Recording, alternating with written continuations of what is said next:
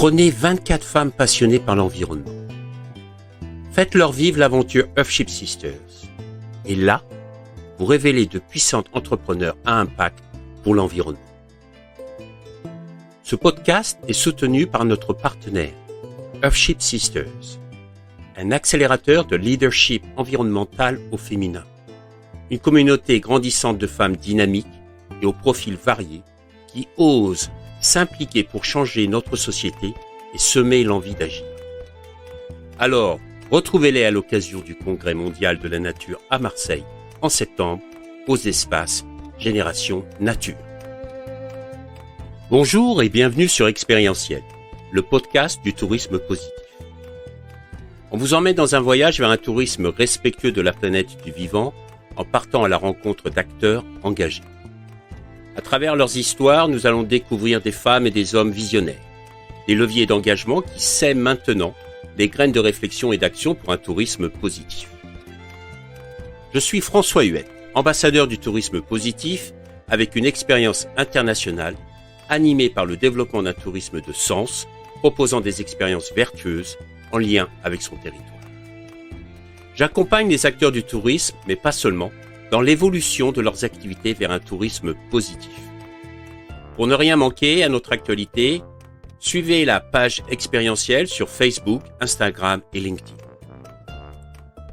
À la veille du Congrès mondial de la nature de l'UICN à Marseille, nous allons rencontrer Nicolas Pilcher, directeur exécutif du Marine Research Fondation, qui devait rejoindre le Congrès à Marseille et qui malheureusement, par rapport aux restrictions, ne pourra pas le faire.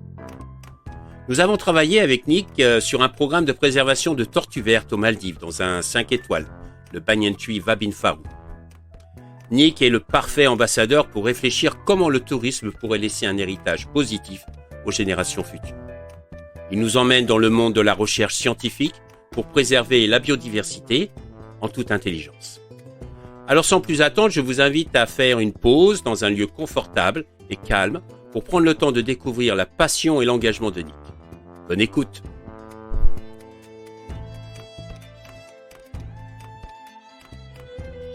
Good afternoon or good morning, Nick. You are in Malaysia right now. That's right. Thank you very much for taking the time to share your views on the podcast Experiential. You are the second one to do an interview in English on the podcast, so I'm very fortunate because we've met in the past in the Maldives when we opened the Marine Lab and you were running for us the Turtle Project, which was really an amazing experience. Since then, it's been a few years and we all got wiser, I guess, you know. And I would like you to explain to us who you are and what you do. Hi, Francois. It is indeed a pleasure to see you again after so many years, and so wonderful to be able to reconnect, at least in this medium. For your audience out there, my name is Nick Pilcher. I'm a marine biologist, and I run my own private non-profit research and conservation agency based in Borneo in Malaysia. And the reason I run my own organization is basically the excuse to not have a boss. And and I want to clarify that. And the reason I want to clarify that is that in the past I'd had managers and directors that didn't have the vision that I had for conservation, for protection of species on the planet. And so I found myself always held back. And so the solution to that was to just set up my own organization. And that basically allows me to do whatever I think is important. So what do you do exactly through that foundation? Are you involved with marine life, with marine preservation? And if you are, in what way? Yes. So look, my background is in sea turtles. I'm a sea turtle biologist. I have a PhD in turtle biology, and I have all of the pieces of paper to make me sound very important. But the truth is that when I started out studying sea turtles, and I realized very quickly that you can study them all you want, but if you don't do anything about changing things on the planet, then soon you won't have something to study. And so that was a lot of why I created my own foundation, was so that instead of just studying sea turtles and counting them and seeing how big they were or how many eggs they laid, it was more about how can we make sure that generations from now there will still be sea turtles in the ocean. And I've expanded since you and I met. We started out with sea turtles, and I started working with dugongs. It's a very big marine mammal, very similar to the manatee in the United States. And now we work on conservation of sharks and rays. And so basically I think of anything that's large and endangered, in need of protection in the ocean. And that's what my foundation focuses on. So based on your research, what are your observations? What is the state of our planet right now in terms of biodiversity? I'd say there's a combination of good stories and bad stories. And at heart, I'm an optimist. And so I always like to find the silver lining in something, or at least aim for that silver lining, aim for that conservation goal. With sea turtles, there are some very good examples of where the stories have gone both ways. In Malaysia, for instance, the leatherback turtle, the largest turtle on the planet, reaching up to 1,000 kilos in size, it has gone completely extinct. Whereas in the Atlantic, in Puerto Rico, in Florida, in many parts of the Caribbean, it is growing at an exponential rate.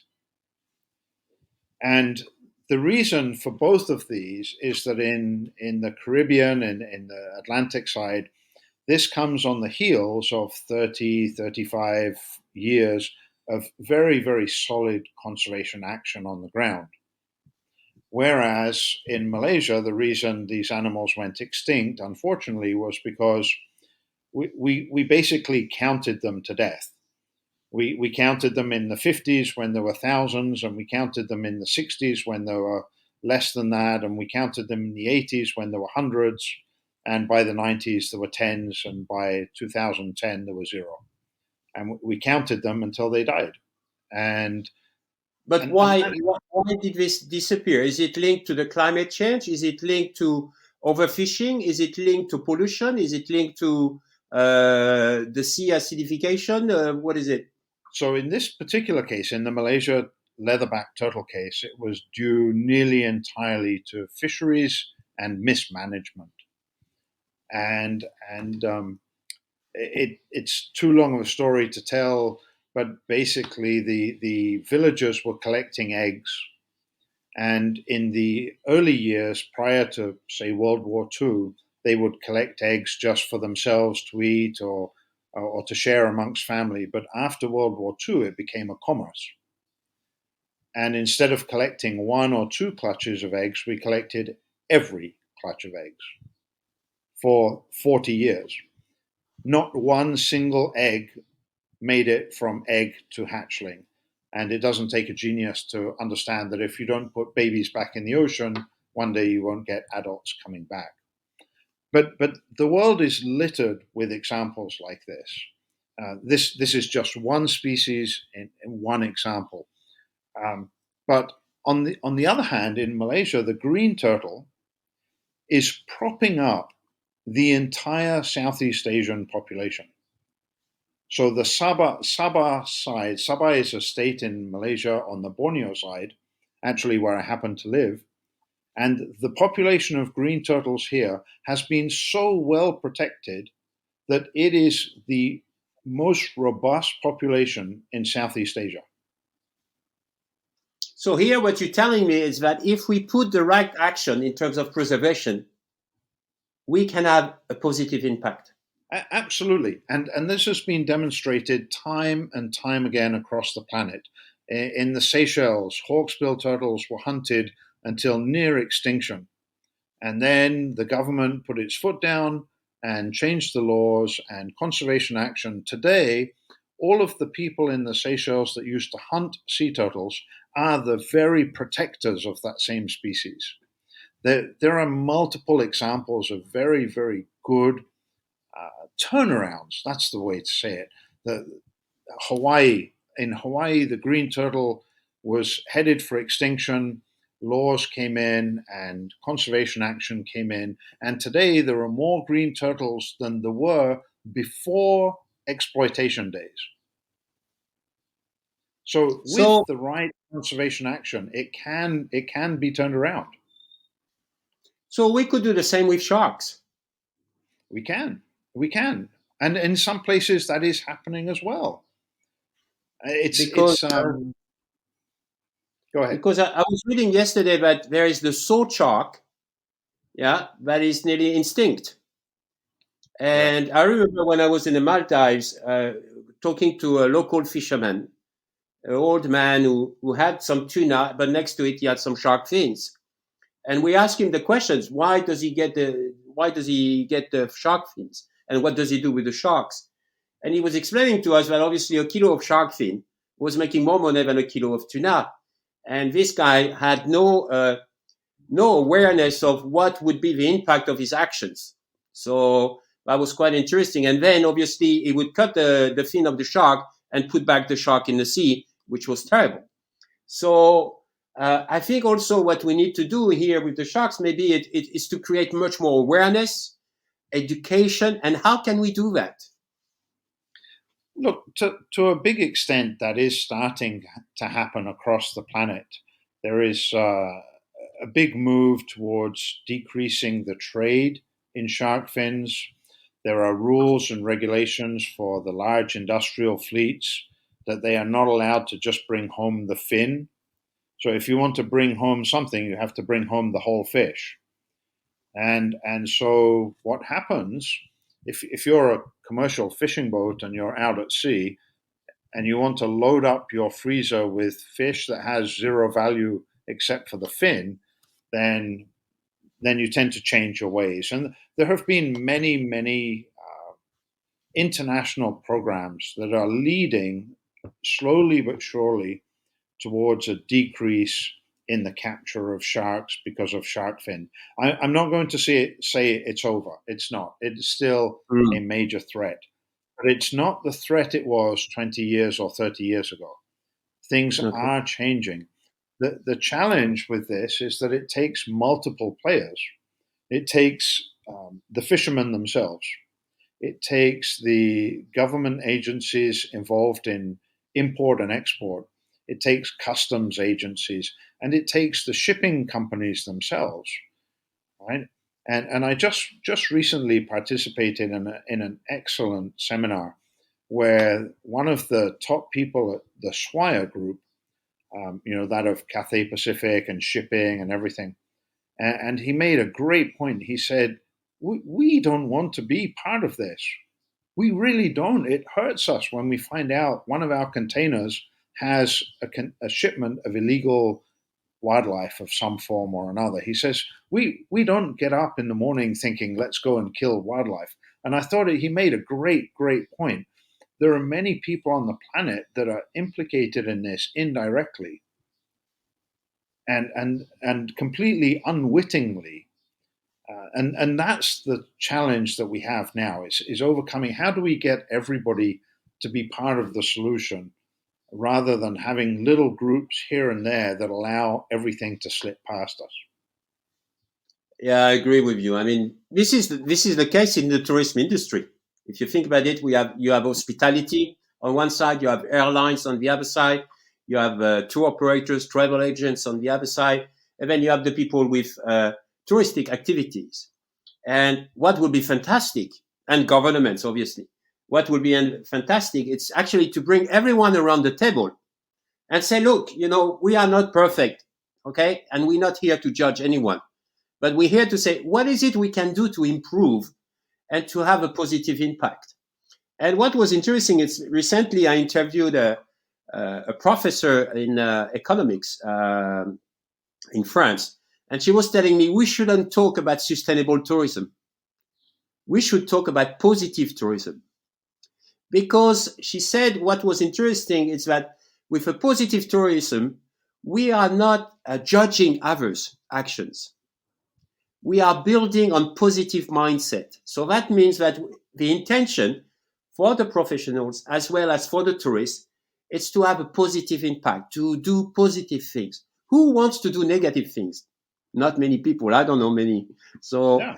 I like that approach to say, okay, we make the thing bigger and we try to make it, it goes back to what you said earlier, being optimist, to make it positive. That would be fantastic. You know, I agree. I would surf on that idea. So today the challenges is what, besides bringing the people around the table, what the tourism industry could do and help you to preserve our planet. Because at the end of the day, in a destroyed environment, the tourism industry is not sustainable. It won't exist. So therefore, it's also our interest to preserve the planet. You're right, and I think, look, living in the developing world and traveling across the developing world, one of the big things that stands out for me is that many tour operators are small, family-owned businesses. They're small companies. They're not big global conglomerates that can set up these policies that everybody will stick to. And you know, money is the ultimate deciding factor. And so if my neighbor is going to cut costs and not have these more responsible programs, then I lose out as a company. So I'm going to have to cut my costs, and I'm going to have to cut my investment, or you know, whether that investment be personnel or money. But I have to cut back on what I'm doing in terms of preserving the environment, just to keep in competition with everybody else. And that to me seems to be one of the biggest challenges. A good example is the example of the dive industry that I see here in Malaysia. There are, I'm going to say 10, maybe less, what I would call big operators. And then there's 200 small operators. And the small operators are constantly undermining the conscious practices of the bigger operators. And they're taking away a business share, but they're also taking away people who go to them and now don't get to see what responsible tourism is. I think a lot of the tourism groups of today want to go to places and feel like they're contributing to, as you call it, positive tourism. But they wouldn't know positive tourism unless it's made very clear to them. And one of the things that I've dealt with a lot of tour companies that I personally interact with, hotels, dive companies, is that they don't make any effort at all to be clear to their clientele just how much they invest in conservation or protection of resources or whatever. A good example is a hotel chain nearby, and at my request, they set up a sea turtle rehab center so that if a turtle gets damaged by any reason, we could take it to that hotel and get it looked after. And yet at this center, there is not a single sign that points to anything. So all a tourist sees is a turtle in a tank. Maybe really Nick, there's an opportunity, no? There are a million opportunities, and I try to stress time and time again that communication is a big part of this. When companies are doing the right thing, they should be communicating that to their guests so that their guests then understand why certain things might cost more, or we might not be able to do certain things because the hotel we're staying with or the dive company we're diving with doesn't permit those things. And it doesn't permit them for these very good reasons. And then those are the messages they take back to their friends at home. But without that sort of communication, I think a lot of guests leave an experience wondering why they couldn't do X, Y, or Z, or why they couldn't touch this animal, or why they couldn't get closer to this whale shark, or why they can't ride on the back of a sea turtle. But do you think that people, they're conscious that they should do something, but they don't know how to do it? So maybe they need really some kind of support, which is not only a scientific support, but to show them also that there is a real value into it, in communicating internally and externally. And also, it's an opportunity to differentiate yourself and to say, hey, I am engaged. Because it looks like that after the pandemic, that we are living here in France, but I don't know if it's the same in Malaysia, people are getting more and more conscious that they need to change. They don't know how to do it. They don't know if they want to do it, but they're conscious of that. And I think that's where there is an opportunity to say, okay, now look what we are living, what we're going through. There is a message out there. What is it we can do? And guys like you, and maybe guys like me also, are there also to help them in order to achieve those results that will be beneficial for everyone. First, the planet. Second, the human beings. What do you think about that? So I completely agree, but I want to point out that saving a species or changing the trend in an environmental program doesn't happen in a day or a year or a week or anything. These take long-term programs. I run programs in Malaysia that are more than 10 years old, and only after 10 years do you start to see the results of these efforts that you invested originally. And the one thing that I have seen in my years of growing up as a conservationist rather than a true scientist, biologist, is that these things take time.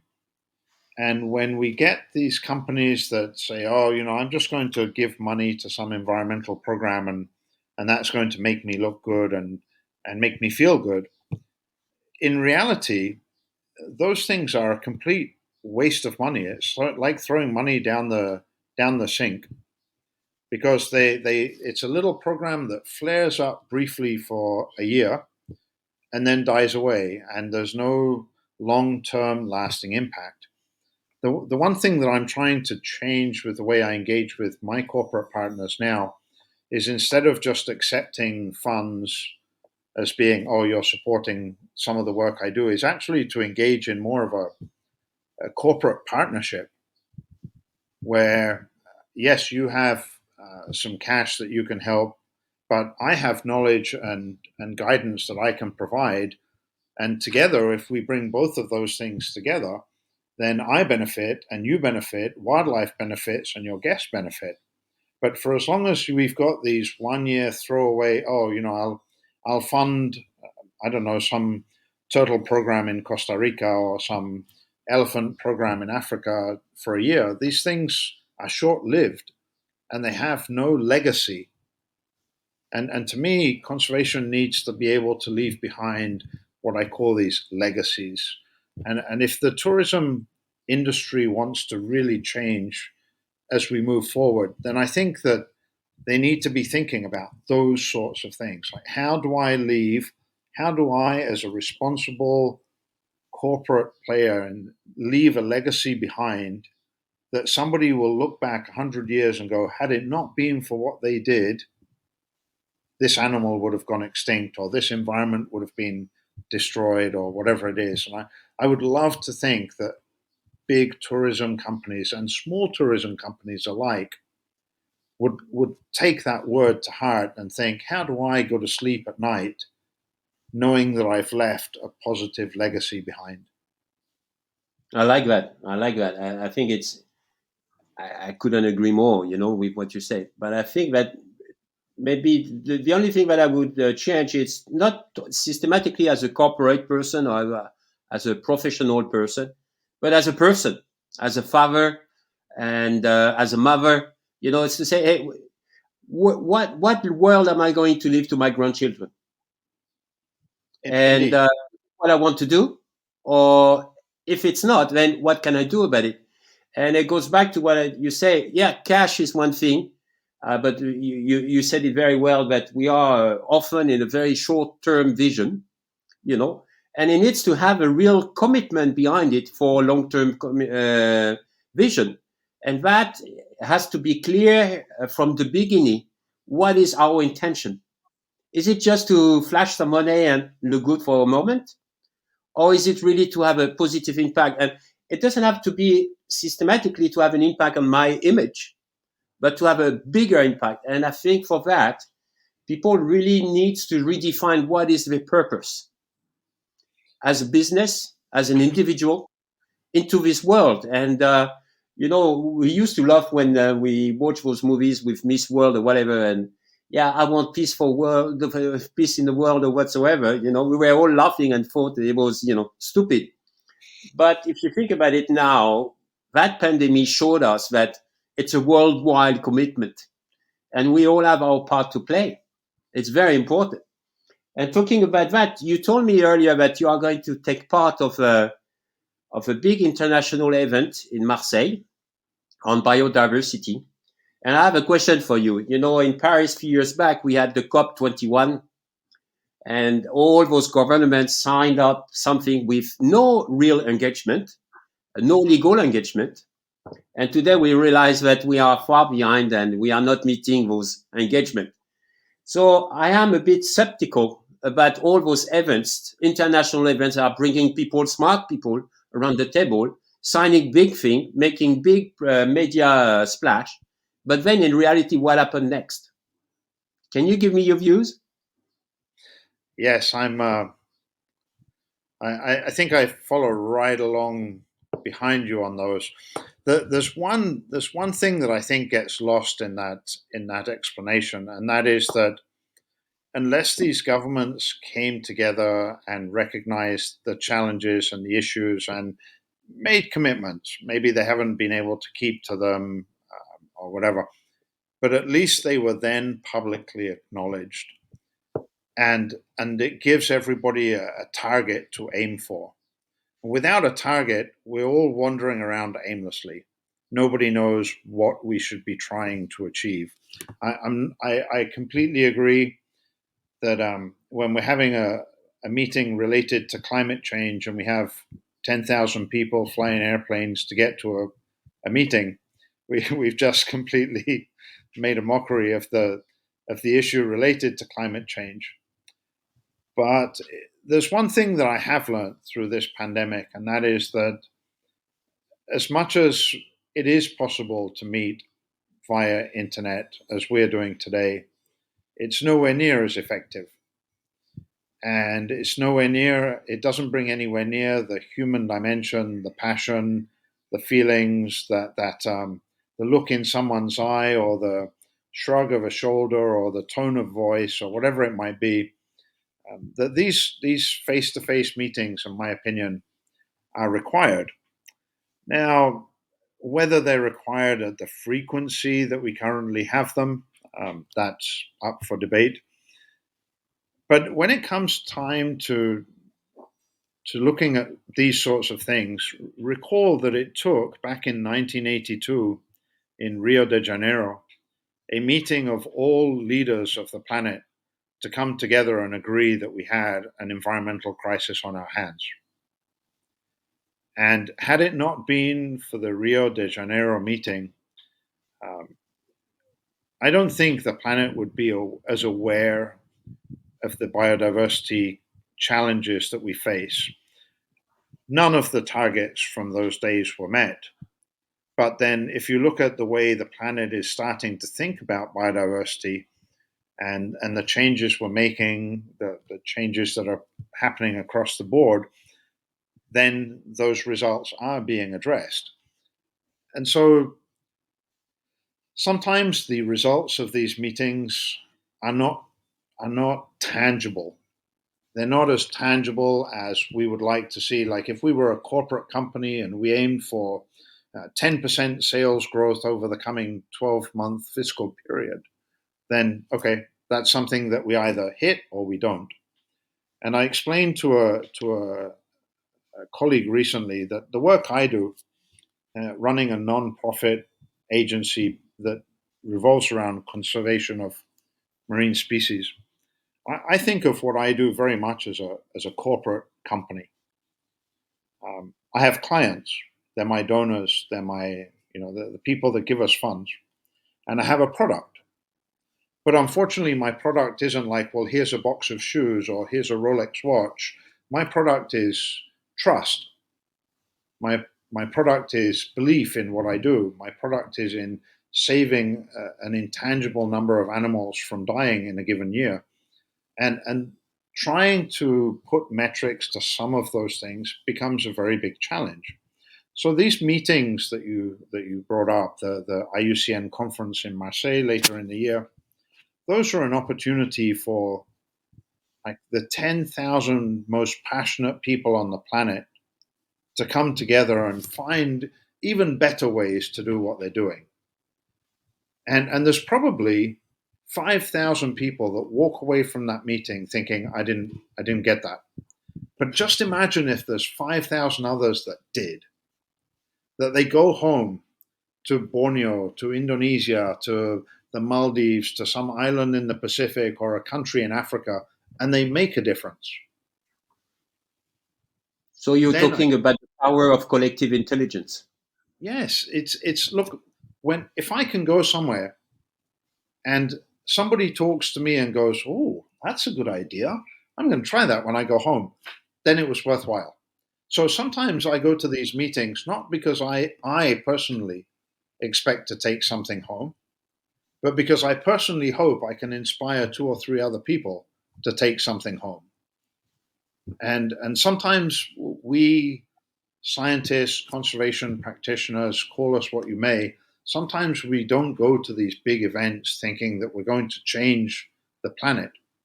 We just go to these events hoping we can change 2 people or 2 thought processes. And if that results in something better, then it was worth my time. Wow, thank you very much for those kind words. No, it's very inspiring. Thank you. I like that point of view. It's great. Tell me, what's next for you in terms of projects? Anything exciting? So we've just embarked on a really, really cool project. I'm really excited about this one because my background is with marine turtles, as I mentioned earlier. But recently we've got into this. We're concerned about the bycatch of sharks and rays. Bycatch meaning when a fisherman puts his nets down, they accidentally go in the net and they die, even though they're not the intended target.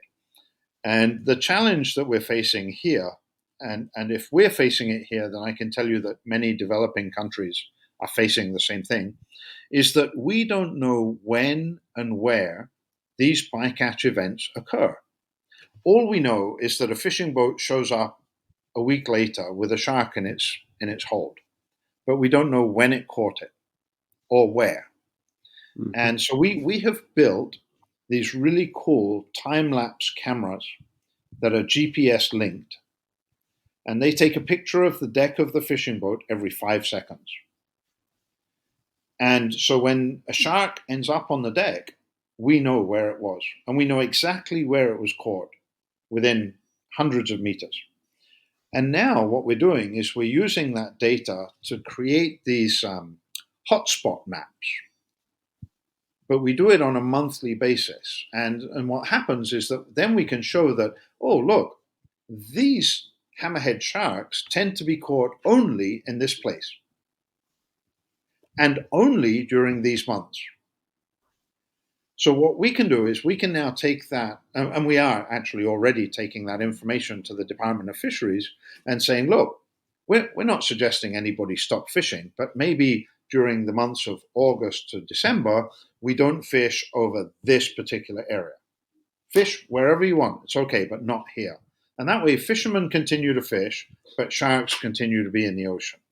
And I'm constantly looking for solutions that allow both wildlife and humans to coexist. rather than try and find a program that is exclusionary to one or the other.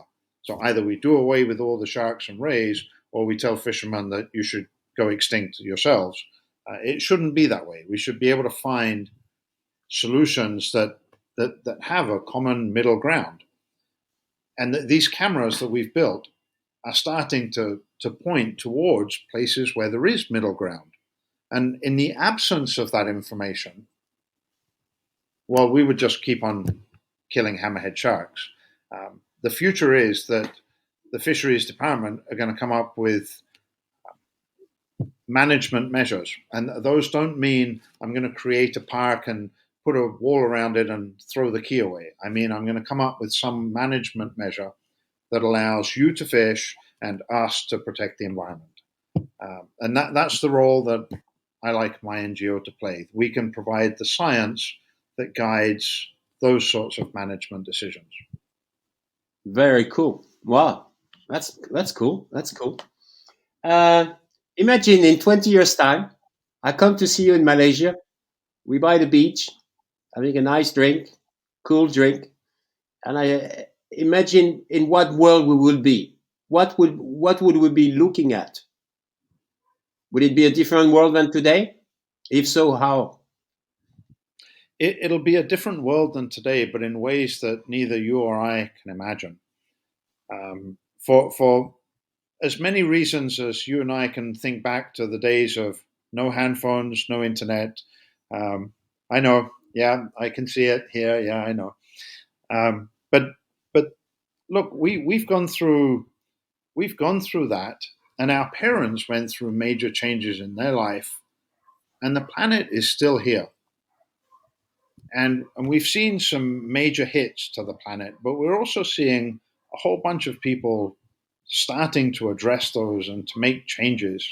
I'm not going to say all of these changes are things I'm completely a believer in or whatever, but as I said right at the beginning, I'm an optimist. I think we're going to sit on that beach and we're going to watch a turtle come up and lay eggs, because there is an ever-growing number of people on the planet that have a greater and greater conviction for the world we live in and the animals around us than there used to be in the past. In the past, it was a really cool thing to be able to go out and shoot a lion. And today, it's a really, really cool thing to be able to go out and save a lion. And there is a massive, massive change in the way humankind thinks about what is cool, what is great, what is good. And there is a great, huge team of people out there addressing things like climate change and species and bycatch and deforestation.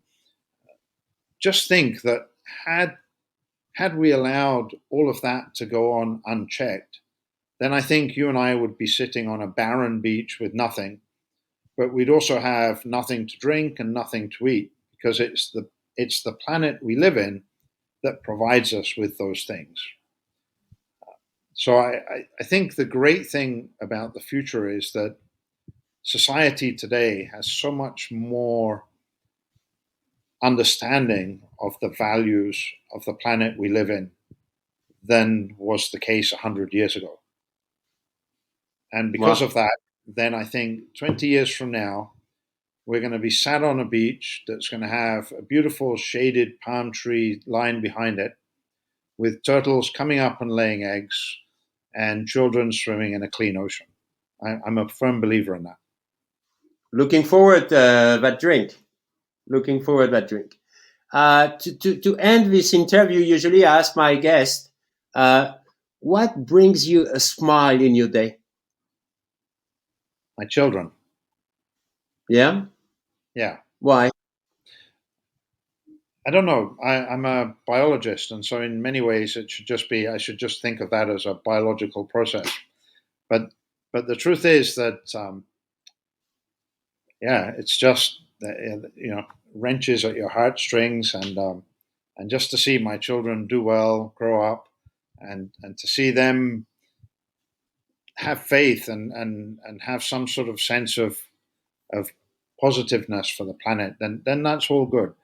I'm not the perfect parent by any stretch of the imagination, and so if I can raise a group of kids like the ones I'm proud of, then, oh my goodness, it's all good. It's all good. Excellent. Thank you very much, Nick, for spending that time and sharing your thoughts about sustainability, the planet, the health check of the planet. I'm really looking forward to see you, hopefully in Marseille in September. Yeah. And we will have that drink, not by the beach, but at home, so looking forward to it. You take good care. You stay safe, my friend. Regards to the family and hope to see you soon. I will. It's so wonderful to connect with you again after these years, and to see that neither you or I are growing old gracefully. Thank you for the compliment. I'm pulling your leg. It is wonderful to see you, and thank you for thinking of me to be part of your podcast and part of your story in life. And well, I look forward to being in touch with you much more from now on. With pleasure. And it's always in the Maldives, we did share a lot of thoughts and discussions about sustainability, the environment, the turtles, and it was always very inspiring. So I was very much looking forward to spend some time with you and to reconnect and learn from you. So thank you very much. The treat is mine. Absolutely. Anytime, Francois. Anytime. You take good care. All right. Bye. It's been great talking to you. Bye-bye.